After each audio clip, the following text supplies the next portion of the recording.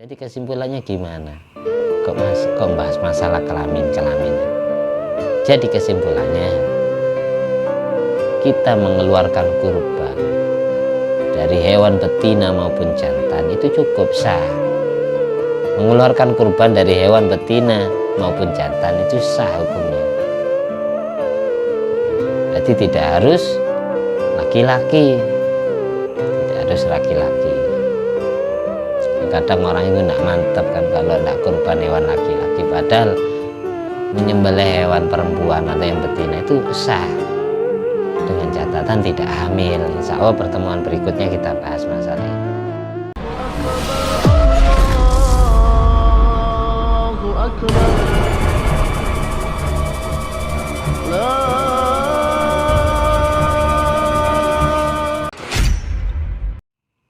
Assalamualaikum warahmatullahi wabarakatuh.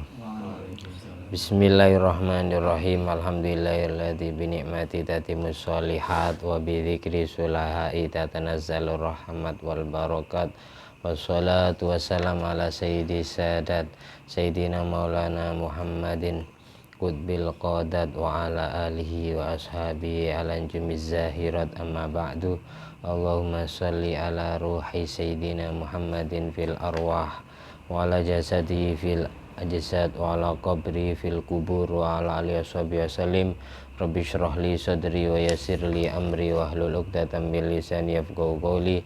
Rabbi zidni ilma warzuqni fahma wa mafdha alaina futuhal arifin waj'alna khalisatan liwajhikal karim wa mafdha alaina futuhal arifin waj'alna khalisatan liwajhikal karim wa mafdha alaina futuhal arifin waj'alna khalisatan liwajhikal karim.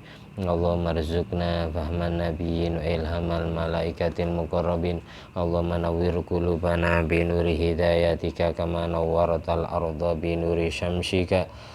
Rabbana anfa'na bima 'allamtana rabbi 'allimna alladzi yanfa'una rabbi faqihna wa faqih ahlana wa qarabati lana fi dinina. Allahumma inna na'udzubika min ilmin la yanfa' wa qalbin la yakhsha wa amalin la yurfa' wa du'ain la yusma'. Allahumma sholli ala sayyidina Muhammadin wa ala ali sayyidina Muhammad ma'danil jud wal karam ma'bail ilmi wal hilmi wal hikami wa barik wa sallim alhamdulillahirabbil alamin. Di malam hari ini kita meneruskan pengajian tentang hewan kurban atau hukum berkurban dari hewan-hewan yang mempunyai aib yang berbahaya sehingga berdampak tidak cukup atau tidak sah ketika dijadikan hewan kurban. Tapi sebelumnya kita awali pertemuan ini dengan pembacaan Al-Fatihah biniyati liridha ilahi ta'ala wa li syafaati Nabi Muhammadin sallallahu alaihi wasallam. Jami'a ikhwani minal anbiya wal mursalin jami'a li kullin sahaba wa qarabah wa tabi'in wa tabi'in wa misanimidin jamil malaikatil muqarrabin wa jami'i hamalatil arsi wa jami'i ru'asail malaikatil arba'ah radhiyallahu anhum salatullah wa salamuhu alaihi wa alim ajma'in jami'atil arba'atil mujtahidin wal qurra wal hufad mufassirin wal ulama'il amilin wasyuhada wassalihin wasadati sufiya muqallidin fiddin wa jamil fuqaha wal muhadithin jami' awliya al ajma'in wa jami' awliya wal ulama al madhkur asma'um fi hadzal kitab jami' walidaina jami' abaina wa ummatina masyaykhina azwajina wa dzurriyyatina wa auladina wa talamidina wa ra'iyatina asdiqaina wa qarabatina wa jiwarina wa duyufina ikhwan fiddin wa ahlina wa adamina min ummati Muhammadin sallallahu alaihi wasallam wa jamil muslimin wal muslimat wal mu'minin wal mu'minat aina makan min masyariqil ardi ila magharibiha al ahya'i minhum wal amwat maghfir lahum warhamhum wa'afi ma'fu anhum sya'uli lana wa lahumul fatihah. A'udzubillahi minasyaitonir rajim. Bismillahirrahmanirrahim. Alhamdulillahirabbil alamin. Arrahmanir rahim. Maliki yaumiddin. Iyyaka na'budu wa iyyaka nasta'in. Ihdinas siratal mustaqim. Siratal ladzina an'amta 'alaihim ghairil maghdubi 'alaihim waladdallin. Amin. Di pertemuan sebelumnya kita sudah dijelaskan ada 7 macam hewan yang tidak cukup dijadikan hewan kurban. Yang pertama al-majnuna, hewan yang gila. Yang kedua al-jarba, hewan yang punya penyakit gatal-gatal atau korengan, udiken. Yang ketiga al-aura, hewan yang picek matanya, piteng, jadi bermata satu. atau hewan yang amya, yang buta. Yang keempat arja, hewan yang pincang, meskipun pincangnya gara-gara dibaringkan untuk disembelih. Yang kelima almarido, hewan yang terjangkit penyakit atau lagi sakit. Yang keenam al-ajfa, hewan yang hilang otaknya gara-gara kurus. Yang nomor 7 adalah al-maktu'atul udzun, hewan yang terpotong telinganya, baik terpotong semua maupun terpotong sedikit atau memang sudah ditakdir oleh Allah lahir tidak punya telinga. Mazhab Syafi'i mayoritas hewan yang terpotong telinganya tidak sah dijadikan hewan kurban, tapi ada dari lintas madhab Abu Hanifah yang juga didukung oleh para muridnya, diantaranya Syekh Abi Yusuf. Imam Abu Hanifah berpendapat tajuzut tadhiyah bil maktu'atil udhun, boleh berkurban dari hewan yang terpotong telinganya in quti'a aqallu minats sulus, kalau yang terpotong tidak sampai sepertiga dari telinga. Kalau yang terpotong tidak sampai sepertiga telinga, daun telinganya hewan itu, maka tetap sah atau boleh dijadikan hewan kurban. Bahkan ada pendapat Syekh Abu Yusuf, murid daripada Imam Nu'man bin Sabit Abu Hanifah dari kalangan mazhab Hanafi. Syekh Abu Yusuf berpendapat aqallu minan nisfi, yang penting tidak terpotong, tidak sampai separuh telinga. Kalau hanya secuil tidak masalah. Bahkan ada sebagian dari mazhab Syafi'i yaitu Imam Baghawi mengutip daripada Qadhi Husain yufti bihi, berfatwa sebagaimana fatwanya Syekh Abi Yusuf dari kalangan mazhab Hanafi. Beliau berfatwa Qadhi Husain, katanya Imam Baghawi dari kalangan Syafi'i ya, mazhab Syafi'i. Qadhi Husain berfatwa boleh kurban dengan memakai hewan yang terpotong telinganya dengan catatan tidak sampai terpotong separuh. Karena bali ta'adzuri wujudi sahihatil udzun, karena sulitnya menemukan hewan yang utuh telinganya. Imam Al-Ru'i dari kalangan Syafi'iyah dalam Syarhil Manhaj, beliau mengatakan iya memang demikian. Naam ya tanabah, tapi perlu diingat lidaqiqatin, catatan penting, anna Abu Hanifah qailun bi adami jawazi tadhiyah akhir yaumin fi ayyami tasyrik. Perlu diketahui bagi siapa saja yang berkurban ikut mazhab Hanafi, maka ikutnya harus totalitas, harus semua. Dalam qadhiyah itu, dalam kasus itu, dalam masalah itu tidak boleh ikut masalah boleh mengeluarkan kurban dari hewan yang terpotong telinganya. Tapi mazhab Hanafi perlu diingat, beliau juga berpendapat tidak bolehnya menyembelih kurban di akhir hari tasyrik, tanggal 13 Dzulhijjah. Mazhab Syafi'i boleh asalkan tidak sampai adzan maghrib. Tapi mazhab Hanafi tanggal 13 Dzulhijjah atau akhir hari tasyrik itu tidak boleh menyembelih hewan kurban, dalam artian tidak sah. Bagi yang ikut pendapat mazhab Hanafi yang berpendapat bolehnya menyembelih hewan kurban dari hewan yang terpotong telinganya asalkan tidak sampai separuh atau tidak sampai sepertiga telinga, juga harus ikut masalah ini, masalah waktu penyembelihannya. Karena Syekh Abu Hanifah berpendapat tidak boleh menyembelih hewan kurban di tanggal 13 Dzulhijjah atau akhir hari tasyrik. Faman arada taqlidah fil maktu'atil udhun, katanya Imam Al-Azru'i, barang siapa yang ikut pendapat Abu Hanifah dalam masalah hewan yang bolehnya hewan yang terpotong telinganya boleh dijadikan hewan kurban, falyaltazim madhabahu fi hadza, dalam urusan waktu penyembelihan juga harus ikut, jangan ikut itunya saja, bolehnya menyembelih hewan dari hewan yang terpotong telinganya. Kasairi suruh ditaklid, sebagaimana syarat-syarat taklid yang lain, diantaranya tidak boleh talfik, tidak boleh Allah yatadaba'ar rukhos, mengambil hukum yang ringan-ringan saja, bila madhab yang mahal tidak diikuti, jangan sampai gitu, nggak boleh seperti itu. Tapi kalangan Syafi'iyah terpotong semua maupun sebagian atau memang sudah dilahir dalam keadaan terpotong, itu tidak sah. Tapi mazhab Abu Hanifah menghukumi sah asalkan tidak sampai separuh telinga yang terpotong atau sepertiga telinga. Kita lanjut pembahasan selanjutnya. Pembahasan masalah hewan yang terpotong telinganya sudah kelar, sudah beres. Sekarang barusan keterangan yang saya jelaskan barusan ada di kitab Hasyiatul Bajuri, Hasyiah Fatawah Kubro, dan kitab Mughnil Muhtad syarah Minhajut Thalibin. Mughnil Muhtad karya Syekh Muhammad Khatib As-Sarbini. Sekarang yang saya baca juga kitab Hasyiatul Bajuri juz 2 bab kurban. La tujzi'ul maqtu'atu dzanab wala ba'dhihi. Kalau tadi kita dikasih ilmu, dapat pelajaran ilmu mengenai hewan yang terpotong telinganya. Sekarang hewan yang terpotong ekornya. Mazhab Syafi'i berpendapat la tujzi'u, tidak cukup al-maqtu'atul dzanab wala ba'dhihi, mengeluarkan kurban dari hewan yang terpotong ekornya, baik terpotong semua maupun terpotong sebagiannya. Intinya hewan yang sudah terpotong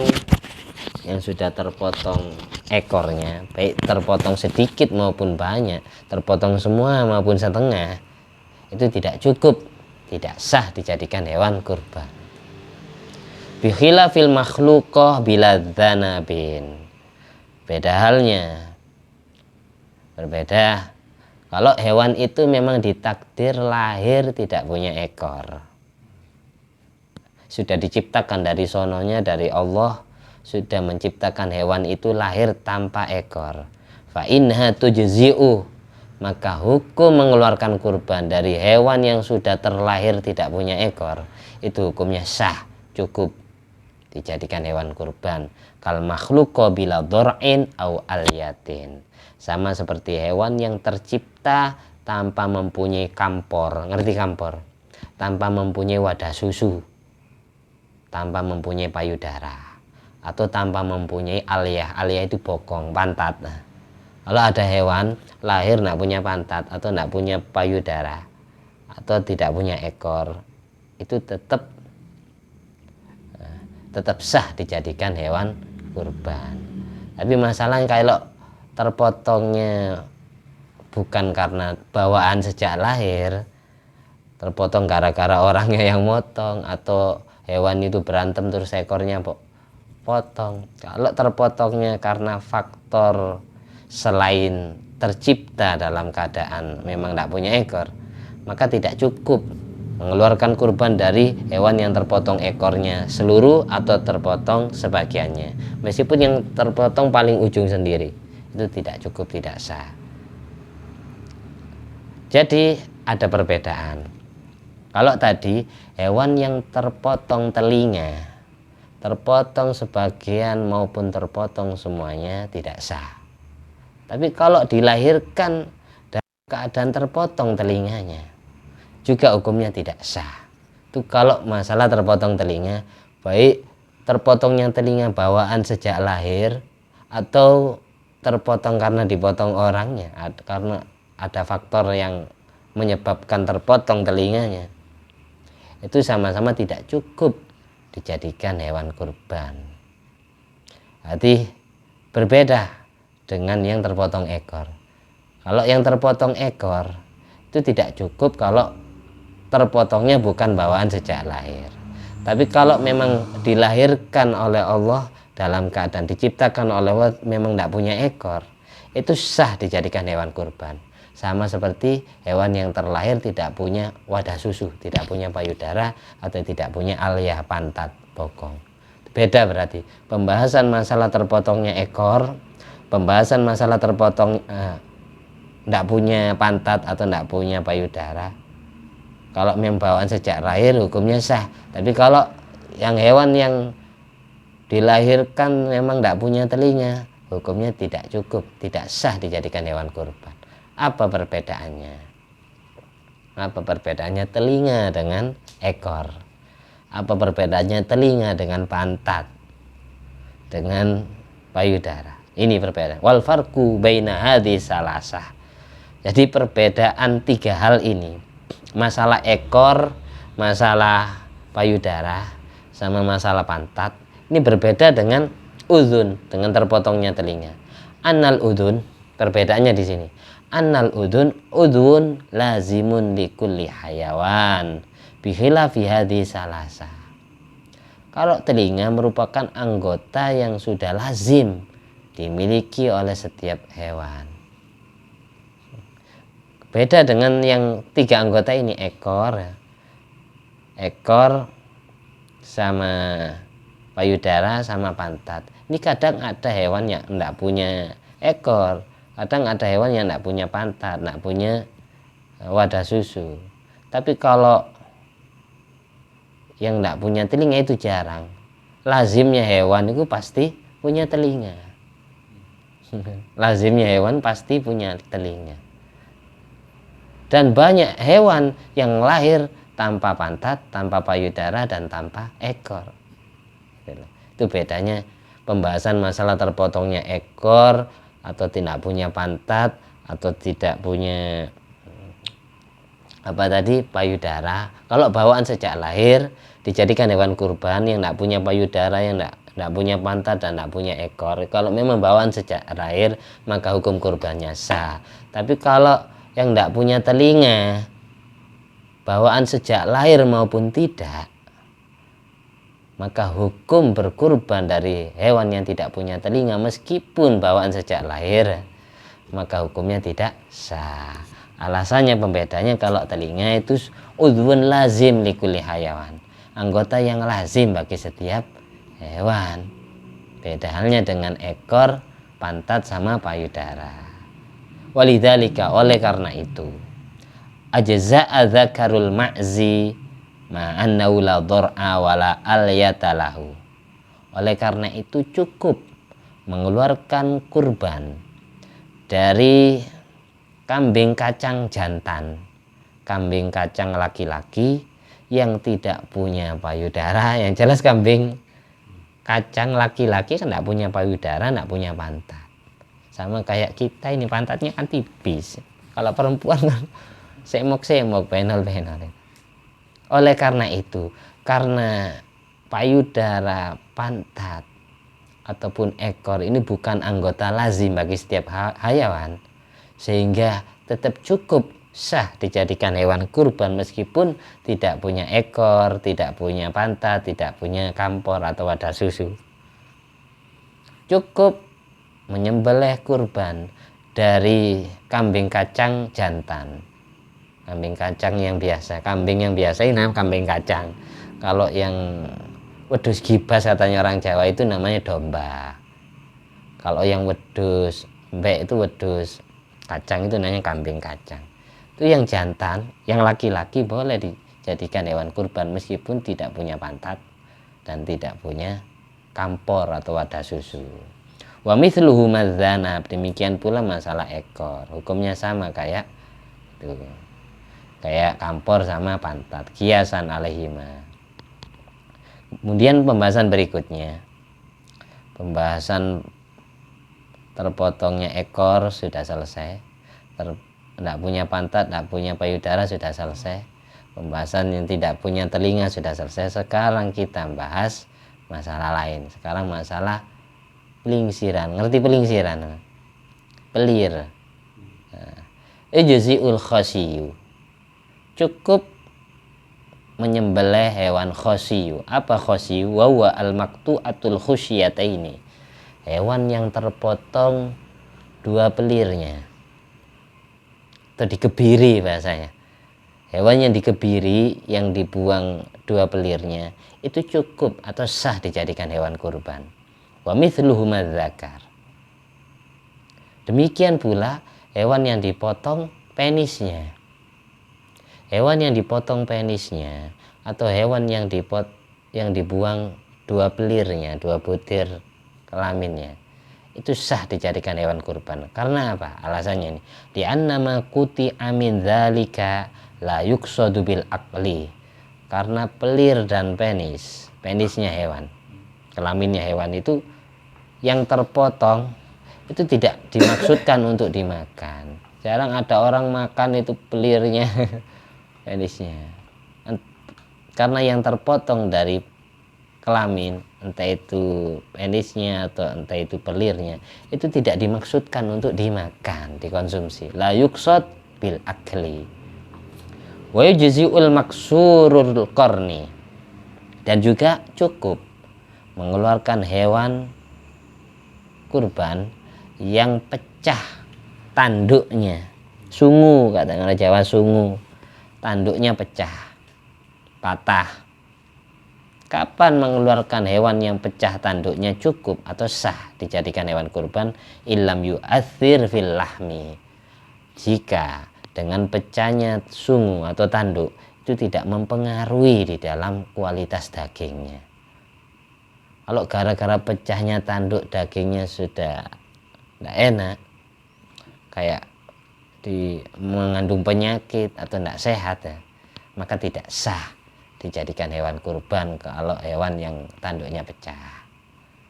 Jadi kesimpulannya, kapan hewan yang tanduknya pecah atau patah itu sah dijadikan hewan kurban? Apabila dengan pecahnya tanduk tidak dapat mempengaruhi kualitas dagingnya atau kesehatan dagingnya. Fa in athara fihi dzarra, kalau sampai mempengaruhi, pecahnya tanduk mempengaruhi dagingnya, dzarra, maka sangat berbahaya, dalam artian tidak sah atau tidak cukup dijadikan hewan kurban. Li'annal aib huna kullu ma naqasa lahma aw ghairahu mimma yu'kal. Karena kategori aib dalam urusan hewan kurban, kapan hewan kurban dikatakan cacat? Segala macam aib, penyakit yang dapat mengurangi kualitas dagingnya. Yang asalnya hewan ini gemuk, jadi kurus gara-gara pecah, tambah kisut, tambah kurus, apa diet, yang dapat mengurangi kualitas dagingnya, misalnya gemuk jadi kurus, atau faktor lainnya, mimma yukal, dari hal-hal yang bolehnya dikonsumsi. Oh, ini gara-gara pecah tanduk dagingnya tidak sehat, mengandung penyakit, jangan dimakan, katanya dokter seperti itu, maka tidak cukup atau tidak sah menyembelih hewan kurban dari hewan yang tanduknya pecah. Jelas ya. Ini keterangannya juga ada di kitab Hasyiatul Baijuri juz 2 halaman 320. Pembahasan yang terakhir, ya. Yang terakhir apa ditambahi lagi? Tidak punya kelamin itu bahaya. Jadi kesimpulannya gimana? Kok bahas masalah kelamin? Jadi kesimpulannya, kita mengeluarkan kurban dari hewan betina maupun jantan itu cukup sah. Mengeluarkan kurban dari hewan betina maupun jantan itu sah hukumnya. Jadi tidak harus laki-laki, Kadang orang itu tidak mantap kan kalau tidak kurban hewan laki-laki, padahal menyembelih hewan perempuan atau yang betina itu sah dengan catatan tidak hamil. Insya Allah pertemuan berikutnya kita bahas masalah ini.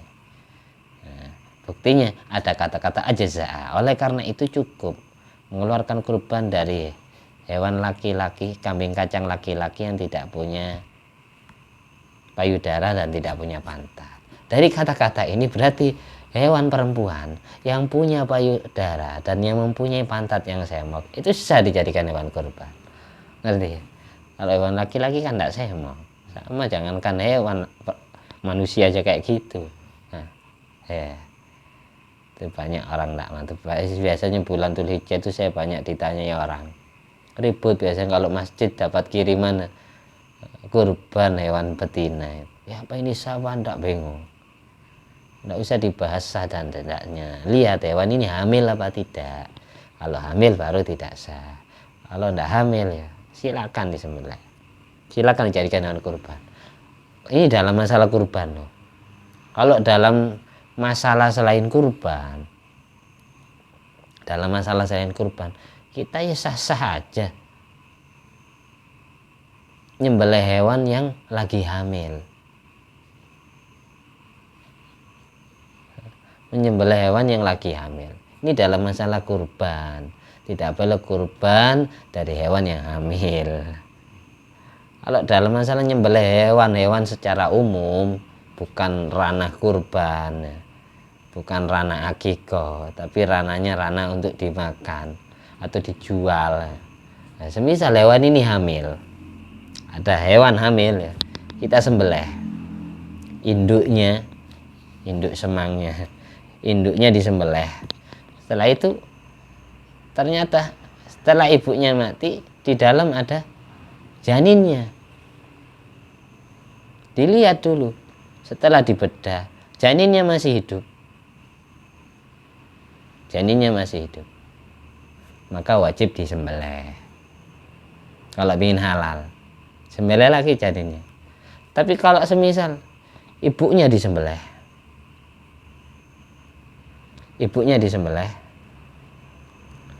terus setelah itu ketika membedah rahim atau perutnya hewan, ditemukan janin tapi sudah mati. Gimana mengkonsumsi janin yang mati ini? Nah, di sini ada khilaf, perbedaan antara Syafi'iyah sama Hanafi.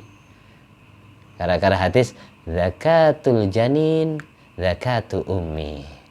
Zakatul janin zakatu ummi. Penyembelihan janin ikut penyembelihan ibunya. Ketika ibunya disembelih halal, terus di dalam perutnya ditemukan janin yang mati, maka ini hukumnya bukan bangkai, katanya Imam Syafi'i. Ini hukumnya bukan bangkai, halal dikonsumsi, tidak usah disembelih lagi.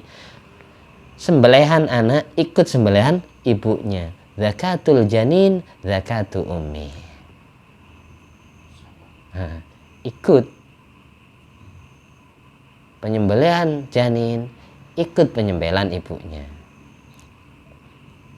Jadi zakatul janin bi zakati ummi, tafsirannya Imam Syafi'i. Tapi mazhab Hanafi, zakatul janin ka zakati ummi, tetap wajib disembelih. Kalau mazhab Hanafi, baik ditemukan janin ini di dalam kandungan ibunya hidup maupun mati, tetap wajib disembelih lagi.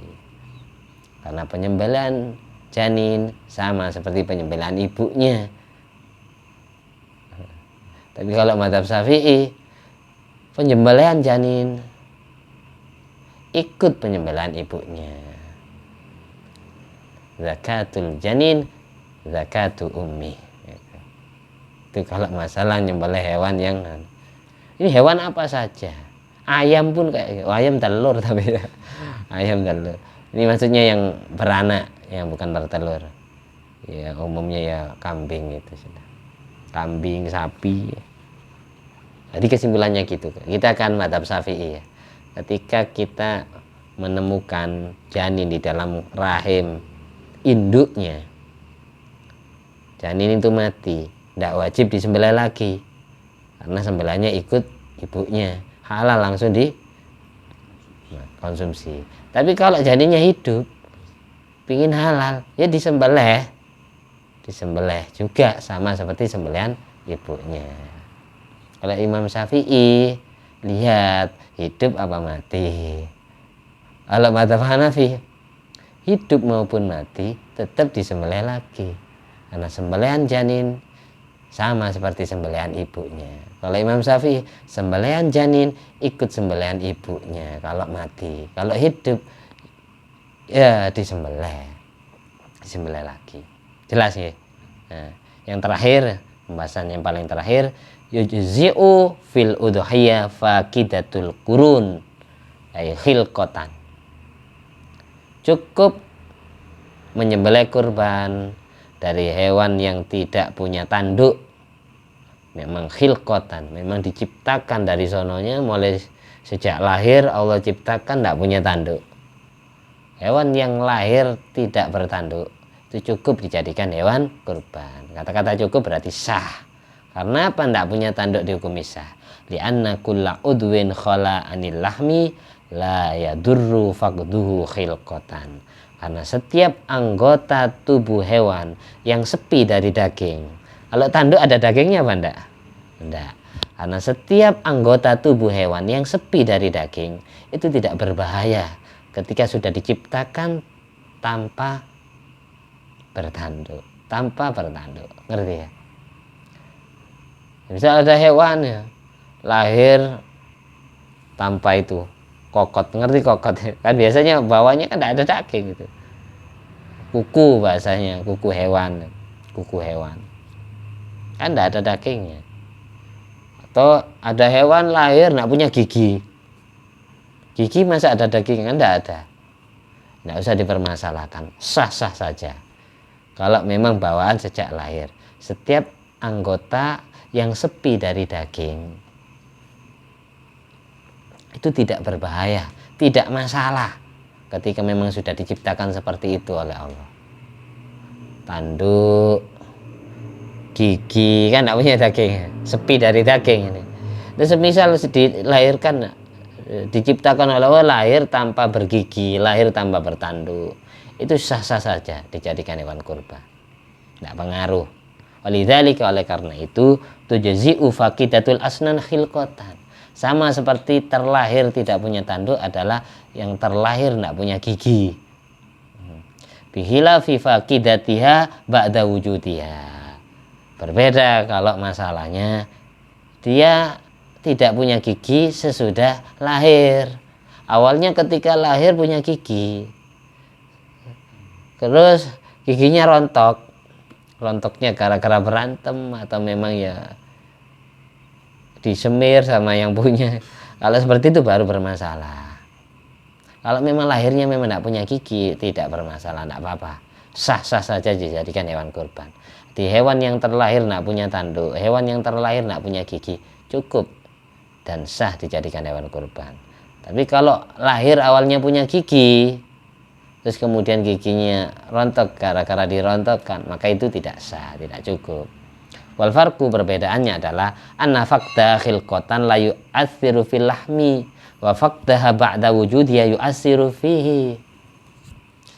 Karena hewan, ketika hewan itu terlahir tidak punya gigi, maka tidak mempengaruhi kualitas daging. Tapi kalau hewan itu awalnya punya gigi terlahirnya, setelah itu giginya rontok gara-gara berantem atau hal yang lain, itu dapat mengurangi kualitas daging, mempengaruhi kualitas daging. Hewan ini tambah penyakitan, tambah sakit-sakitan. Kalau awalnya punya gigi kemudian giginya rontok, bukan kuel loh, kuel itu kan sesudah 6 bulan dari kelahirannya kuel. Wala yadurru dhahabu ba'dil asnan illam yu'assir fil iktilaf ay fil akli fa in athara fi dharra. Jelas masalah yang tidak punya gigi. Kalau memang terlahirnya sudah tidak punya gigi, maka cukup sah dijadikan hewan kurban. Tapi kalau terlahirnya awalnya punya gigi, kemudian giginya hancur karena kena penyakit, maka hukumnya tidak sah. Karena apa?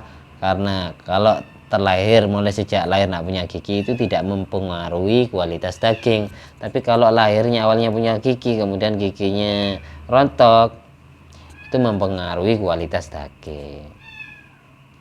Jadi kesimpulannya, hewan yang terlahir tidak punya tanduk sah dijadikan hewan kurban.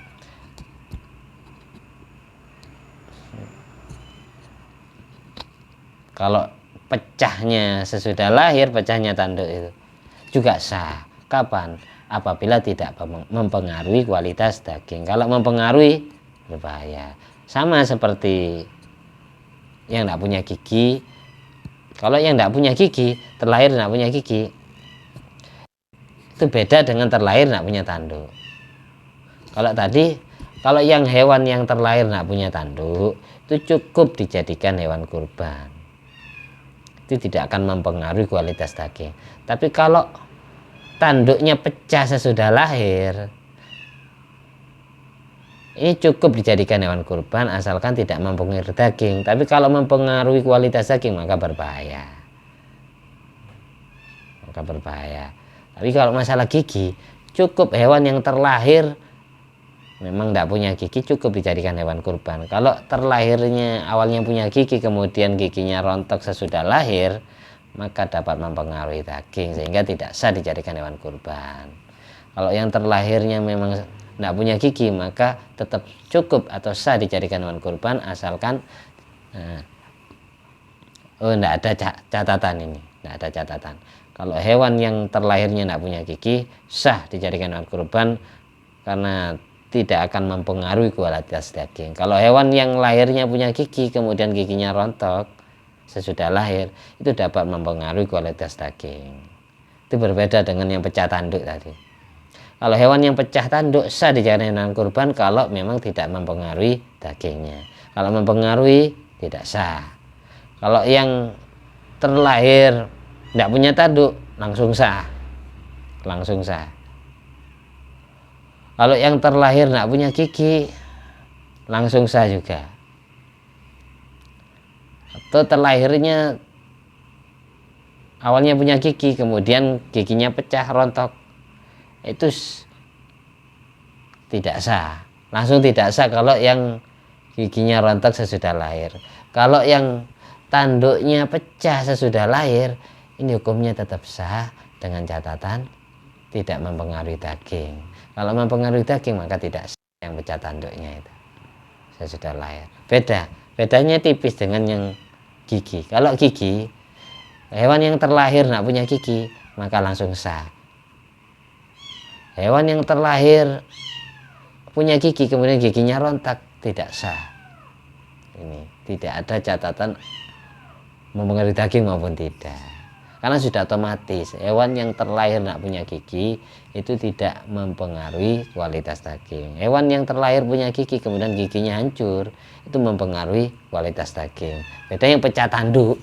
Kalau pecah tanduk semisal terlahirnya memang tidak punya tanduk, ini tidak ada pembahasan dapat mempengaruhi daging maupun tidak ada. Tapi kalau awalnya lahir punya tanduk terus tanduknya pecah, ini kapan hukumnya sah? Apabila tidak mempengaruhi kualitas daging, sah hewan yang pecah tanduknya. Tapi kalau mempengaruhi kualitas dagingnya maka tidak sah. Sangat tipis bedanya. Wala yadurru zahabu ba'dil asnan illam yu'athir fil iktilaf. Tidak masalah kalau yang hilang sebagian gigi saja. Kalau tadi pembahasan itu tidak punya gigi sama sekali, pecah semua. Kalau sekarang ini, kalau yang pecah atau yang hilang sebagian gigi saja gimana? La yadurru, tidak masalah. Kapan? Ilam yu'assir fil iktilaf ay fil akli. Kalau tidak dapat mempengaruhi dalam urusan dikonsumsi. Kalau mempengaruhi dalam urusan dikonsumsi maka berbahaya. Tidak sah. Kan bisanya tahu ini mempengaruhi daging atau tidak kan ketika dimakan. Oh, berarti kurban saya kemarin tidak sah itu, beli lagi ya. Itu loh. Ganti, mudah bermanfaat ya cukup ya. Al-Fatihah.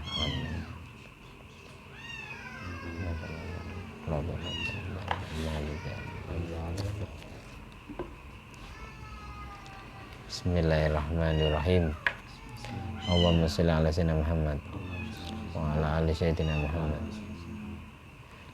Alhamdulillah alladzi at'amani hadzal ilma wa razaqani min ghairi haulin minni wala quwwatin bi fadli subhana rabbika rabbil izzati amma yasifun wa salamun alal mursalin walhamdulillahi rabbil alamin.